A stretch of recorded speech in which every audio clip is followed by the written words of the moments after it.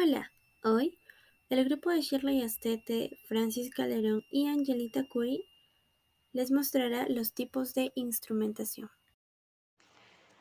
Sensores de temperatura. ¿Qué es un sensor de temperatura? Son componentes eléctricos y electrónicos que en calidad de sensores permiten medir la temperatura mediante una señal eléctrica determinada. Dicha señal puede enviarse directa o mediante el cambio de la resistencia. Debemos tener en cuenta que existen muchos procesos donde se requiere saber la temperatura de la máquina, por ejemplo en un horno, en una máquina eléctrica, en una máquina a vapor, etc. En resumen, podríamos decir que el sensor de temperatura es un dispositivo que transforma la temperatura en una señal eléctrica. Puede ser en milivoltios o imperancia. Tipos de sensores de temperatura. Termocupla. Su funcionamiento se basa a partir de la junta de dos hilos de distinto material. Tenemos 5 categorías aproximadamente de termocuplas, pero debemos tener en cuenta que un 90% es utilizados en las categorías J o K. Por ejemplo, en la categoría J son usadas en la industria de plásticos o de goma y su resistencia es de temperatura baja. La categoría K es utilizada mayormente en hornos y tiene un rango máximo de 1300 grados centígrados. Las categorías R, S y B mayormente se dedican o son utilizadas en la fundición de acero. Su conformación de esta categoría es por platino y rodio, claro que en distintas proporciones. RTD o detector resistivo de temperatura. Esto tiene una variación directa, es decir, mientras más temperatura va a tener más resistencia y mientras menos temperatura pues la resistencia va a bajar. Su conformación o su elaboración está hecha por platino, níquel de hierro, níquel, cobre y tungsteno. El más utilizado es el PT100, que a 0 grados centígrados tiene 100 ohmios. Hay 3 modos de conexión. El de 2 hilos, que no es lo recomendado, ya que si bien es sencillo, pero no nos da una precisión que deseemos obtener. 3 hilos es el más común, el más frecuente que se utiliza en la industria y sí resuelve de manera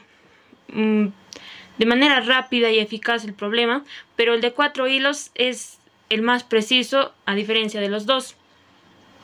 Ahora, tenemos los termistores. Estos se subdividen en dos categorías, NTC y PTC. El NTC o coeficiente térmico negativo. Esto es inversamente proporcional, es decir, a menos resistencia, mayor temperatura. Limitadores de corrientes de arranque. El PTC es directamente proporcional. A mayor resistencia, mayor temperatura. Recomendaciones para la elección de sensores de temperatura. Entre un RTD y un termocupla debemos tener en cuenta que el RTD es más estable, pero tiene menor resistencia a temperaturas altas. Su rango oscila desde menos 200 grados centígrados a 800 grados centígrados. En un termocupla tenemos un rango desde menos 270 a 2300 grados centígrados. Un termistor es más estable y te ofrece mayor exactitud, pero el rango es menor a diferencia de los otros dos. Este rango oscila desde menos 40 a 150 grados centígrados. Esto dependerá mucho de la elección y el tipo de trabajo en la que apliquemos los sensores de movimientos. Instrumentos de medición analógica. Se refiere a las magnitudes o valores que varían con el tiempo en forma continua, como la distancia, la velocidad, la temperatura, entre otras. Estas podrían variar de entre muy rápido a muy lento, como un sistema de audio.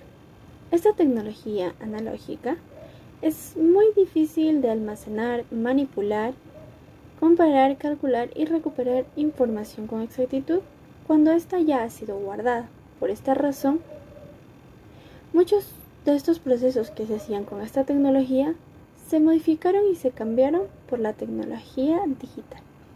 Algunas características beneficiosas y no beneficiosas de este instrumento de medición analógica es que muchas de estas son duraderas y de bajo costo. Su velocidad es media. La mayoría de estos instrumentos tienen aguja y escala calibrada. Son accesibles y adaptables a diferentes tipos de escalas no lineales. Tienen poca resolución, típicamente no proporcionan más de 3 cifras. El error limita con una exactitud entre menos 0.5% a una escala en el mayor de los casos. Bota una lectura por segundo y no proporciona más de 3 cifras. Podemos clasificarlos de dos formas: por muestra de salida de la cantidad medida o por tipo de corriente que puede medir. Por muestra de salida de la cantidad medida tenemos 3 diferentes tipos de instrumentos: instrumentos indicadores de grabación e instrumentos integradores. Los instrumentos indicadores indican la magnitud de la cantidad medida, valga la redundancia. Este instrumento utiliza un dial o puntero como indicador.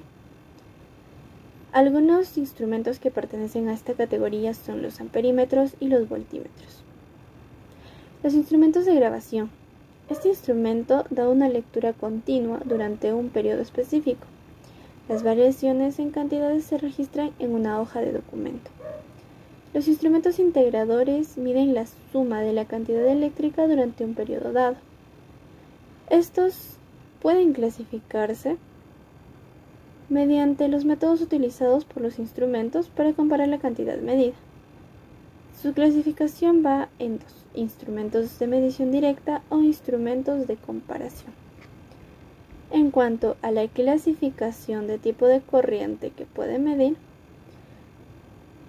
son de 3 tipos: instrumentos analógicos de corriente continua, instrumentos analógicos de corriente alterna e instrumentos de corriente tanto alterna como continua o directa.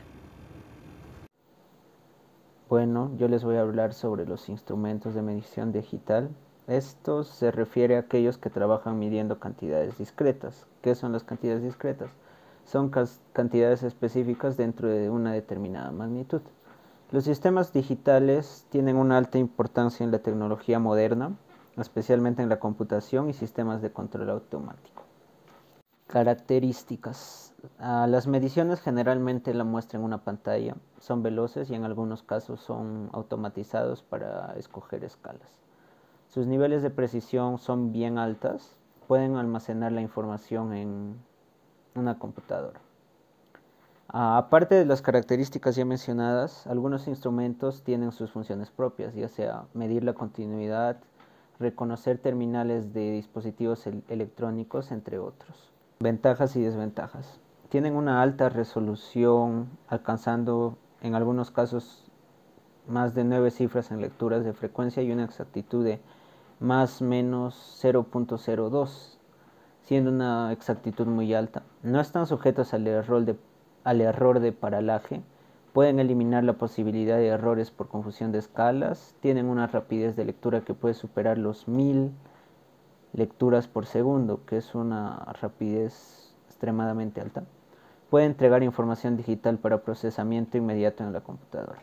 Las desventajas es que el costo es muy elevado y que son complejos a la hora de construirse. Las escalas no lineales son difíciles de introducir y en todos los casos siempre se va a requerir de una fuente de alimentación.